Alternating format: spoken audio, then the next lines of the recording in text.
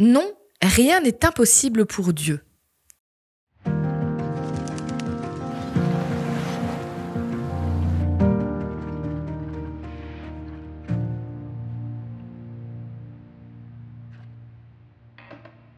À ce qui paraît, en tout cas d'après mes parents et mes professeurs quand j'étais petite, j'ai beaucoup d'imagination. Des fois peut-être un peu trop d'imagination. Et pourtant, il y a des moments où, si je suis face à un problème, j'ai beau avoir une grande imagination et essayer de trouver plein de possibilités pour résoudre le problème, eh ben, je trouve pas. Et je sais pas si tu connais dans ces moments-là cette espèce de frustration qui monte. J'aime pas les situations où je suis pas en contrôle. Ça m'angoisse. Ça me frustre. Il faut pas me croiser dans ces moments-là. Mais, ça va mieux. En grandissant, je gère mieux ces moments-là de frustration où je trouve pas la solution à un problème. Parce qu'au fur et à mesure que j'ai grandi, je me suis rendu compte qu'il y a quelqu'un qui a beaucoup plus d'imagination que moi. Et cette personne, elle s'appelle Dieu.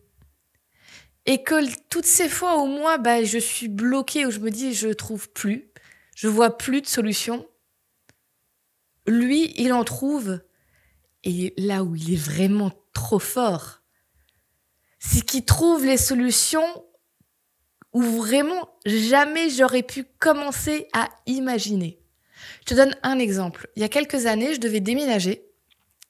J'étais en province et je devais aller en région parisienne.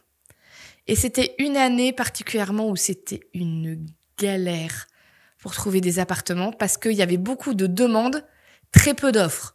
Genre, il y avait une annonce mise le matin, à midi, c'était déjà parti. Et tu vois le style. Sauf que moi, j'étais loin. Je pouvais pas faire des allers-retours tous les 4 matins pour chercher. Et j'ai galéré. Et j'en avais fait des plans et des idées, plein de trucs. Je tirais toutes les ficelles, les amis d'amis il y a jamais rien qui marchait. Même les fois où vraiment ça pouvait pas planter, ça s'est planté misérablement. Et j'étais au bout de ma vie. J'étais épuisée. Et dans ce moment d'épuisement, j'ai dit adieu. J'en ai marre, j'en peux plus, j'abandonne. Et il a mis sur ma route à ce moment-là la bonne personne pour me dire, mais écoute, va jusqu'au bout de ta démarche. Je venais d'enchaîner 14 visites où rien n'avait marché, sur 3 jours. Il m'en restait une, celle que je voulais pas faire, le coin où je voulais pas aller habiter, l'appartement qui sur les photos me donnait pas envie.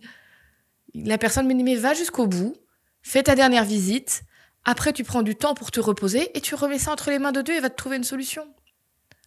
Je suis allée faire cette visite, mais en plus quand je suis arrivée, l'agence m'a dit, bon, on vous fait visiter par acquis de conscience, mais on sait déjà que ça va pas le faire. Ah d'accord, sympa. Donc j'y suis allée même sans trop regarder l'appartement. Je suis rentrée dépitée. Je suis allée au cinéma voir, je sais même plus quel film, un truc bête où t'as pas besoin de réfléchir. Et quand je sors, je vois que j'ai plein de messages et c'est l'agence qui me dit, bon, écoutez, on a parlé de votre dossier à la propriétaire. Et elle nous a dit, c'est cette personne-là, vous retirez toutes les annonces, je loue à cette personne-là, vous pouvez lui dire que c'est bon. Partout, tout était au vert, ça n'a pas marché. Le seul appart où moi, j'avais pas envie et où tout avait l'air d'être au rouge, Dieu a dit, c'est celui-là pour elle. Vous savez quoi, quand je suis allée récupérer les clés, je me suis rendu compte que l'appartement, il était parfait pour mes besoins. Juste à côté d'un RER, à moins d'1 heure de mon travail, avec tout ce qu'il fallait autour des médecins, des magasins, une pharmacie, tout. Il était parfait. Dieu avait vu bien plus loin que tout ce que mon imagination aurait pu imaginer.